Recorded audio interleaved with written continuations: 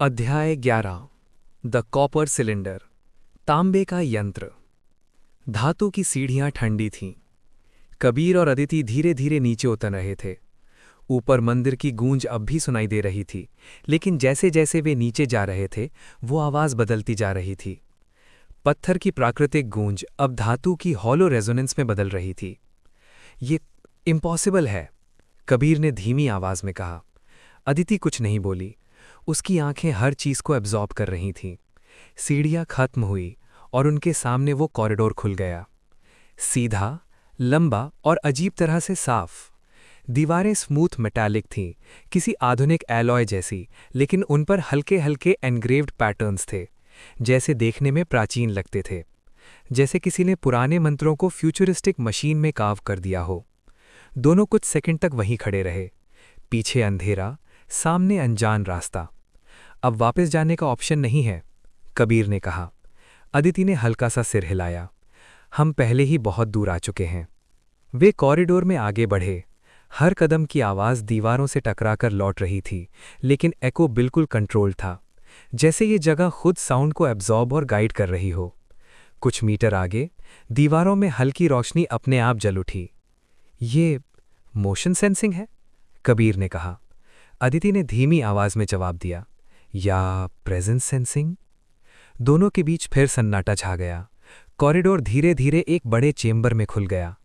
कमरा गोलाकार था, ऊपर गुंबद जैसा सीलिंग, लेकिन पत्थर नहीं, धातु का।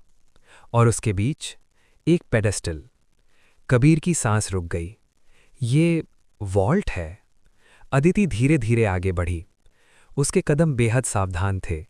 लेकिन उसने कहा, यह खजाना रखने की जगह नहीं लगती। पेडेस्टल पर कुछ रखा था, न सोना, न हीरे, न कोई मूर्ति, बस एक सिलेंडर, तांबे का, करीब 1 फुट लंबा। उसकी सतह पर बारीक नक्काशी थी, मंत्रों जैसी, लेकिन पूरी तरह रीडेबल नहीं, जैसे वो भाषा किसी और समय की हो। कबीर ने धीरे से कहा, बस यही है। अदिति ने उसे घूरा। तुम्हें अभी भी लगता है हम खजाना ढूंढने आए हैं? कबीर चुप हो गया। अदिति ने हाथ बढ़ाया। कुछ सेकंड के लिए उसका हाथ हवा में रुका, फिर उसने सिलेंडर को छू लिया। जैसे ही उसकी उंगलियां तांबे की सतह से टकराईं, एक हल्की कंपन पूरे कमरे में फैल गई। तुमने महसूस किया? कबीर ने कहा।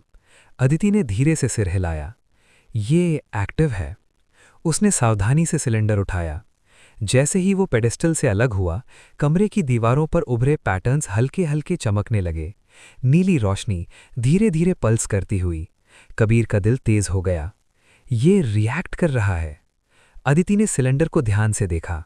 उसकी सतह पर छोटी छोटी ग्रूव्स थीं, जैसे कोई वेव फॉर्म एनग्रेव की गई हो। ये सिर्फ ऑब्जेक्ट नहीं है, ये स्टोरेज है। स्टोरेज? किसका? कबीर ने पूछा। अदिति ने धीरे से कहा, साउंड का। कमरे में सन्नाटा छा गया। फिर उसने सिलेंडर को अपने कान के पास लाया। कुछ सेकंड, कुछ नहीं। फिर बहुत हल्की, लगभग अनसुनी, एक वाइब्रेशन। कबीर की आंखें फैल गईं। इसमें भी फ्रीक्वेंसी है, अदिति ने फुसफुसाया, और ये पहली वाली से अलग है।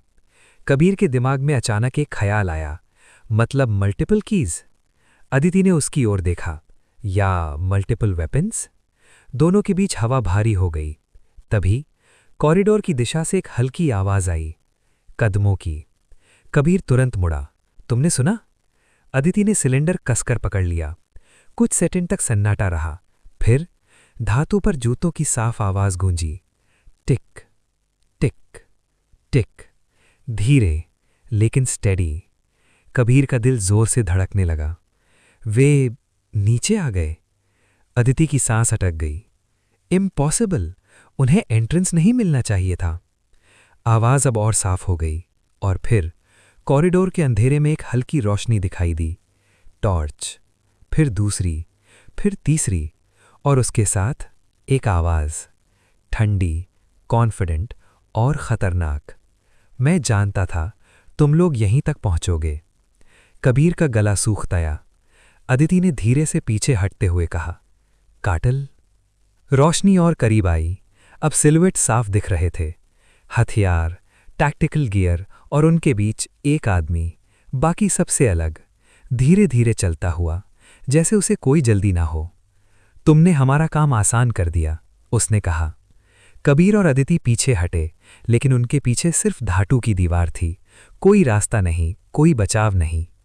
अदिति ने सिलेंडर को और कसकर पकड़ लिया।